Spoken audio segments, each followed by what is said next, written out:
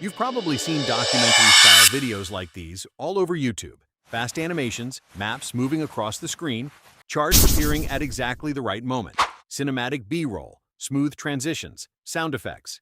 And when you watch videos like this, you might think, there must be a seriously talented editor behind this. But here's the interesting part. AI can now create most of this for you, scene by scene, even if you have almost no video editing experience. And I'm going to prove it. Everything you're watching right now was created using the exact workflow I'm about to show you. And I'm definitely not a professional video editor. Pretty good, right? In this video, I'll show you the entire process from A to Z. We'll find documentary ideas, turn one of those ideas into a complete script, break that script into scenes, generate a visual prompt for every scene, create all the images, animate those images into cinematic video clips, generate the voiceover, and finally, combine everything into the finished video. By the end of this tutorial, you'll have a complete workflow you can reuse for almost any documentary or faceless YouTube channel. So let's start with step number 1, finding the idea. For this part, I'm going to use Claude. Instead of simply asking, give me some YouTube video ideas, we're going to give Claude a much more detailed prompt. The prompt explains our niche, the type of videos we want to create, the audience we're targeting, and the style we're looking for. I'll put the exact prompt in the description so you can copy it and modify it for your own niche. Now let's send it. And look at this. Claude has generated multiple documentary-style video ideas based specifically on the niche I selected. Instead of randomly choosing topics every week, I can now build an actual content plan. For example, if I select 10 ideas and publish one video every week, I already have almost 2.5 months of content planned. But having an idea isn't enough. Now, we need to turn one of these ideas into an actual documentary. So let's move to step number 2, the script. I'll take the first idea from our list and give Claude another structured prompt. This prompt tells Claude how I want the documentary written: the hook, the storytelling style, the pacing, the structure, the approximate duration, and most importantly, it tells Claude that the script will eventually be transformed into visual scenes. Now let's generate it. And there we go. We now have our complete documentary script, but we're not ready to generate the video yet. First, we need to transform this script into something an AI image and video generator can understand.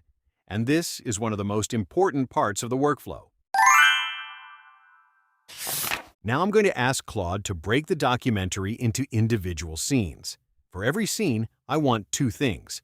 First, an image generation prompt describing exactly what should appear on screen. And second, an animation prompt explaining how that image should move once we transform it into video. For example, the animation instructions can include things such as camera movement, zooms, animated maps, highlighted locations, charts, motion graphics, cinematic transitions, environmental movement, lighting changes, and sound design cues. The important thing is that the visual should support what the narrator is saying at exactly that moment. I'll also ask Claude to format all of the image prompts so I can save them into a simple TXT file, and you'll see why that's useful in a second. Great. Now we have our video idea, our complete script, our image prompts, and our animation prompts. So it's finally time to start creating the visuals. For the visual generation, we're going to use Google Flow. Flow allows us to generate images using Google's Nano Banana models and then transform those images into video inside the same environment. But instead of manually copying and pasting every single image prompt one by one, we're going to speed things up. Open Google Chrome, go to the Chrome Web Store, and search for an extension called Zappy Flow. This is a third-party extension designed to queue multiple prompts inside Google Flow. Install the extension and then open Google Flow. Create a new project. On the side of the screen, you'll now see the Zappy Flow interface. This is where the TXT file we created earlier becomes useful. Instead of entering every prompt manually, we can load or arrange our prompts so each scene is handled separately.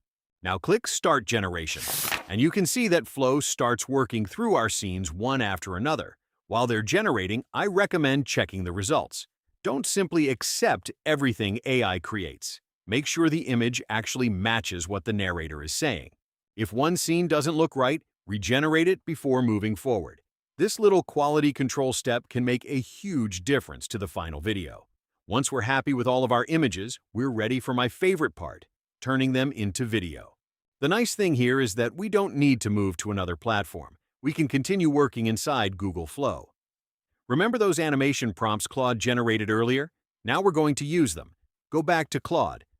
Copy the animation instructions for Scene 1. Then return to Flow, select the image for Scene 1 and add it to your video generation prompt. Paste the animation instructions. Then choose your video model and configure the available settings such as your aspect ratio and clip duration and hit Generate. And there it is. Our static image has now become a cinematic video scene. Let's play it. Notice that we're not simply asking AI to animate this image. We're telling it exactly what should happen, how the camera should move, what elements should animate, what should happen in the background, and what kind of visual energy the scene should have.